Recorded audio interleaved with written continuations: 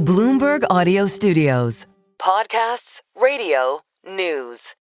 We're going to stay in Monterey and bring in Frank-Steffen Walliser, Bentley Motors chairman and CEO. He joins us from the Quail. And Frank, great to have you. Before we get to the turmoil, the tariffs, the wealth effect, I want to talk about that orange Bentayga next to you. Is that the new Bentayga Speed? And what kind of demand do you expect?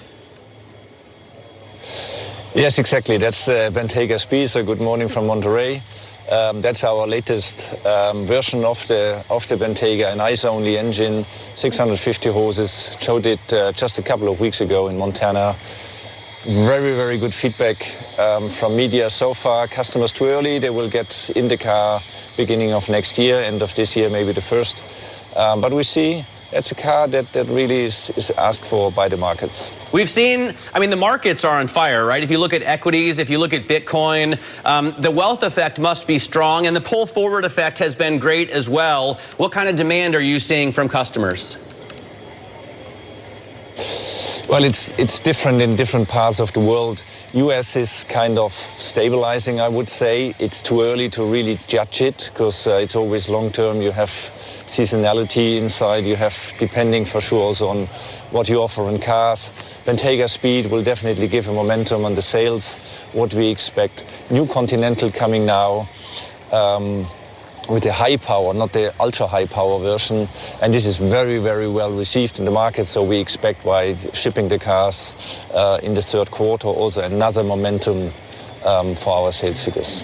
For the most part, Bentleys can only be produced in crew, right? If you're buying a Bentley, you're basically buying a piece of that factory, that craftsmanship, those artisans is what you're paying the premium for. So there's no way you can really move production anywhere else, is there? No, and it's also, for sure, it's not intended, because part of the excitement is you have a British car, and the British car has to come from the UK. It's like a Swiss watch, very, very clear. And but with the agreement between UK and US, I feel we are in a very good position. We have approximately 7.5% higher tariff than it was before. So we don't expect that has a big impact on our business. In the business in general, it's more the uncertainty, I would say, because also we did not raise any prices so far. Nothing is adjusted. So we expect just business going on. So exactly. The UK has a special deal with the US on auto exports, a flat 10% tariff. It used to be 2.5%. You haven't raised prices, you say. Have you been able to take some price from your suppliers? Have you been able to get some padding there? No, at the moment it's all too early because we have carefully really watched the markets, what's happening there, what's happening on the pricing side. Supply is then different, but no, we did not take any action there. I'm curious, Frank, if customers are waiting for new generations of cars that come from you. You have, personally a great history out of Germany, out of Stuttgart, and there's pretty high expectations for what you can do with this brand. A lot of the vehicles you're selling are fantastic cars, obviously, really works of art and engineering masterpieces. But do you see anybody waiting for the first Walliser cars to come out of Bentley? If you want to call it like that, yes, people are already asking and waiting for it, and I have to ask for a little bit of more patience, but it's on the way. The first car will come, and we're already talking with customers, not with media, but with customers. We are talking about some ideas we have and projects we have started, and there's a lot of excitement, I can tell you. Very, very positive feedback.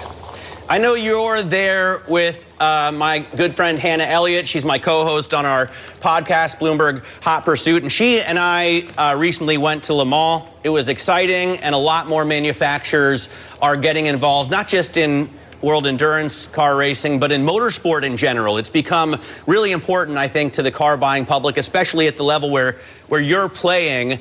Does Bentley have any aspirations to get involved, to get back into, especially the Le Mans series? I think of Bentley when I think of that series.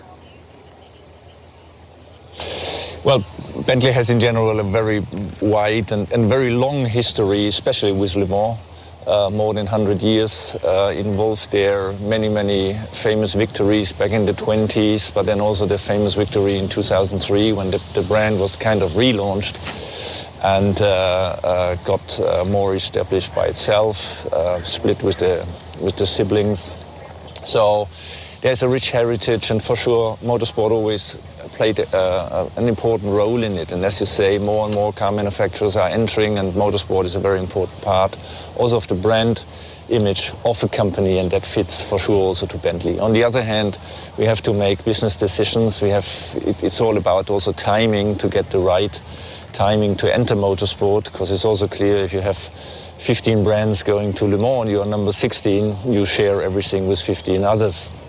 So when is the right timing, when is the right technology, and also you need serious money to race in Le Mans. And this equation has to be solved, and then we will see. We have no plans for the moment, but it's not that we say no, we would never talk on something like that. All right, well, we look forward to it, Frank, and I hope you have a fantastic weekend at Monterey Car Week at the Quail now, and Pebble Beach leader Frank-Steffen Walliser, Bentley Motors chairman and CEO.